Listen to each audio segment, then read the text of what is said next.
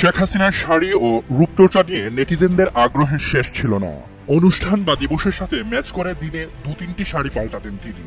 অথচ সেই মানুষটিকে দেশ ছাড়তে হয়েছে প্রয়োজনীয় ব্যবহার্য জিনিসপত্র ছাড়াই, ফেলে যেতে হয়েছে সবই। আর তাই ভারতে আশ্রয় নেওয়ার পর সেখানে তাকে প্রয়োজনীয় পোশাক ও প্রসাধনী কিনে দিয়েছেন শেখ হাসিনার দায়িত্বে থাকা ভারতীয় নিরাপত্তা কর্মকর্তারা, এমনটি জানিয়েছে ভারতীয় একটি গণমাধ্যম।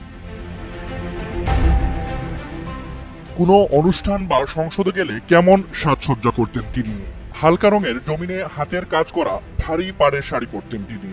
পাড়ের সঙ্গে মিলিয়ে ফুল হাতা ব্লাউজ, চোখে নিত্যদিনের চশমা, গলায় থাকতো মুক্তার মালা, কানেও মুক্তার টপ, কাঁধে শাড়ির আঁচলে আটকে থাকতো নৌকা প্রতিকৃতির ব্রোচ, আর এক হাতে মোটা বালা।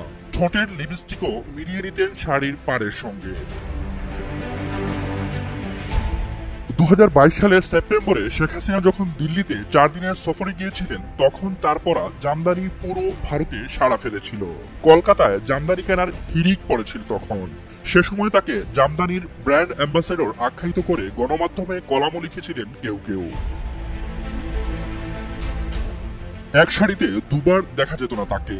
একই দিনে ভিন্ন ভিন্ন অনুষ্ঠানে ভিন্ন ভিন্ন শাড়ি পরতেন তিনি।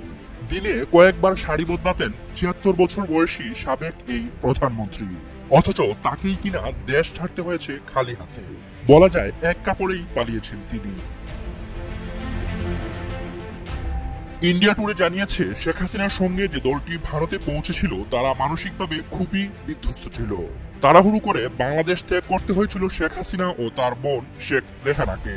ফলে অতিরিক্ত কাপড় চোপড় ও নিত্য ব্যবহার্য জিনিসপত্র সঙ্গে নিতে পারেননি তারা।